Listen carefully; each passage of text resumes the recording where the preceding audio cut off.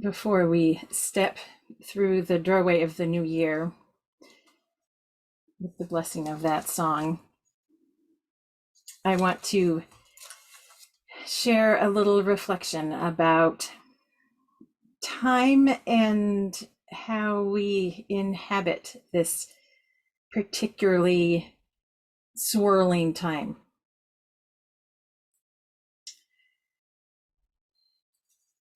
This Christmas break, we were home and read a lot.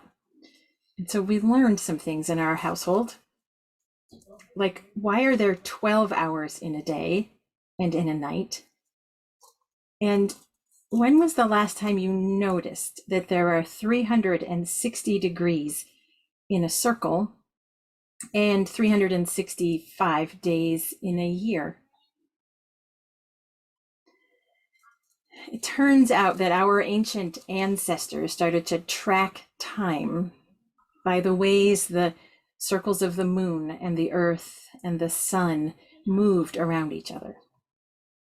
So still today, our descriptions of time are based on these fundamental circles.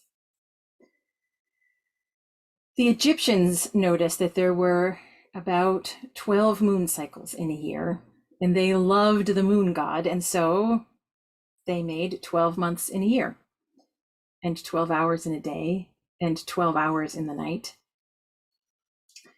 And they noticed that during the winter, the nights got longer. And so what they did to accommodate that change in the circle was to make the hours in the winter, the nighttime hours in the winter, longer.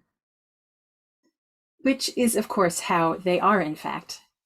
Nighttime hours in the winter are just longer. The Egyptians were right about that.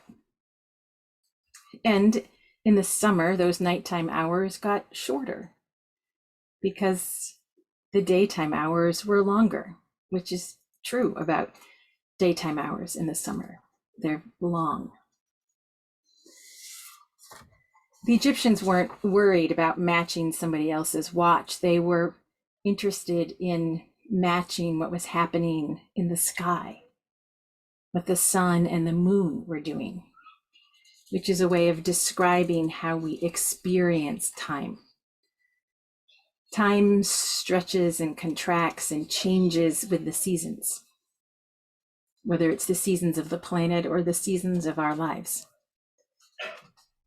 Time expands and moves around us. There's a really deep remembering available for all of us in that ancient root of our measure of time. That 12 has to do with the moon, and that our year is measured in the degrees of a circle. That who we are is not whether we are late or early or productive.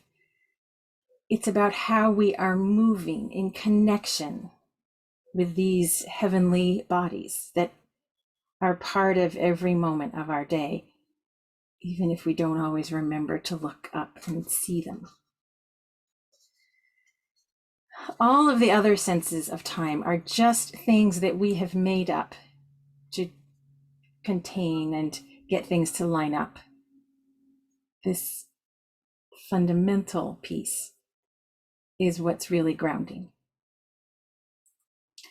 And that's why I had us make these time spirals today, so that we could see that time really moves in this way.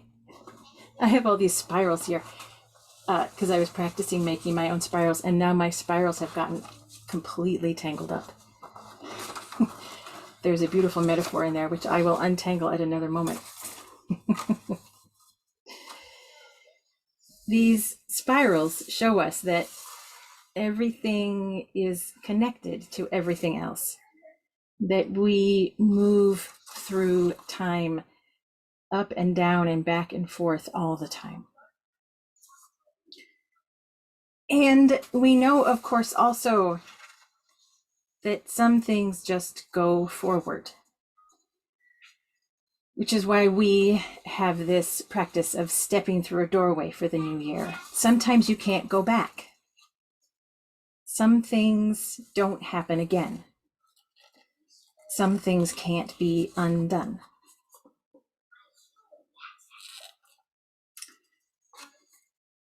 When I first started doing this service with this congregation, I read an article about the fact that walking through a doorway actually causes humans to forget things. Somebody did their PhD on this and really studied the fact that something happens in the human mind as we pass through a doorway that causes our thinking to just clear for a moment.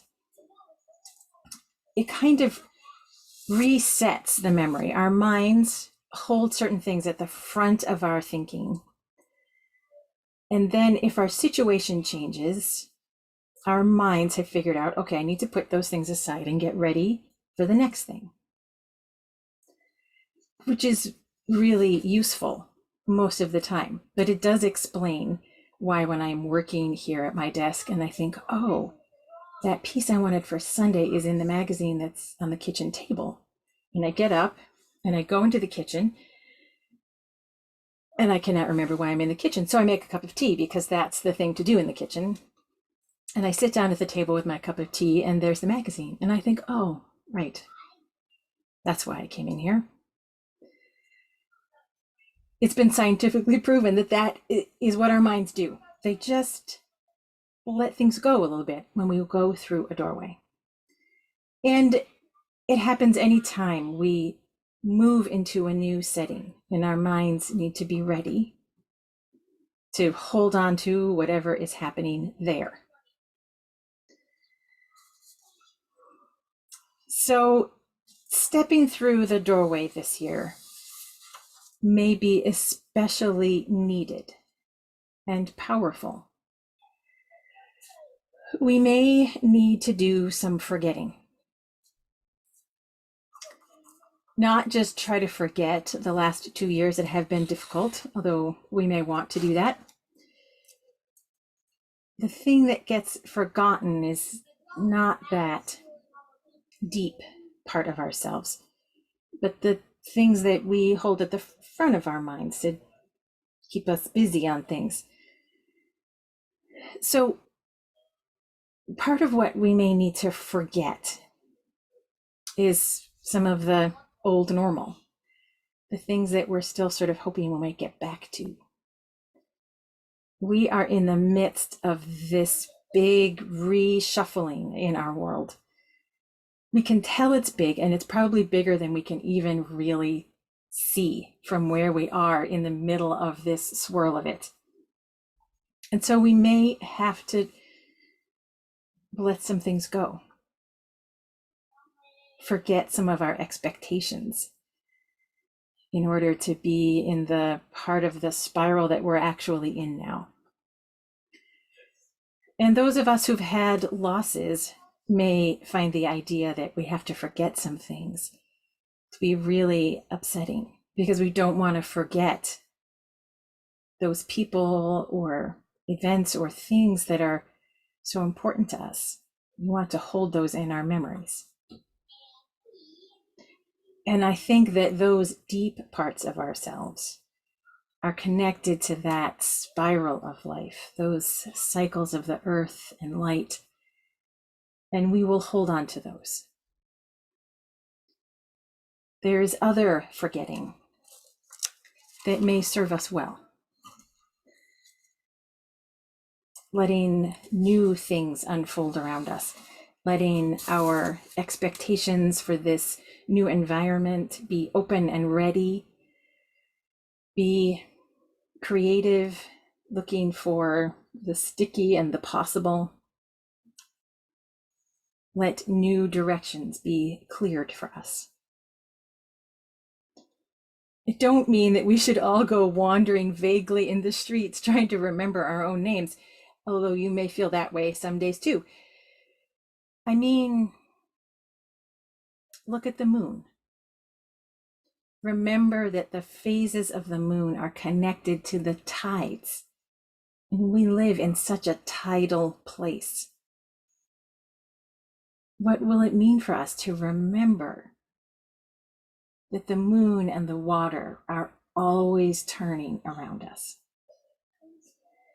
I mean, notice where the sun rises on the horizon as the seasons shift, how the hours change in their shape. And what will that open for us, for a new direction, for our own lives, for our planet, for the love that we're trying to weave into this world that needs it so much. So let us forget and let us carry the most important things forward. And let us help each other keep remembering which part of our lives is which.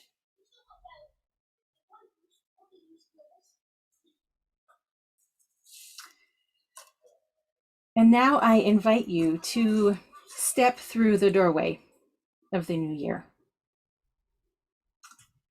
We, in past years, when we have been live and in person, we have a door frame that we set up and we step through. But this year we can't do that together. I was going to set it up in our side yard, but the weather does not agree with that plan. And so I invite you to choose a doorway in your home right now. And if this isn't the moment for you, do it later today. But I do invite you to get up and stand on one side of the doorway and take a breath, and then step through the doorway into your new year. If you've written down what you want to have for your intention, what you want to carry forward, how you want to put yourself into this new year, take that with you as you step over the threshold so that you can remember it. That's the beauty of writing things down.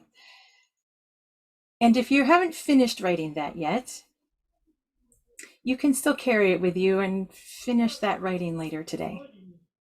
So we'll take just a minute with a little bit of music. If you would like to get up and step through a doorway, letting some things go and carrying the most important things with you.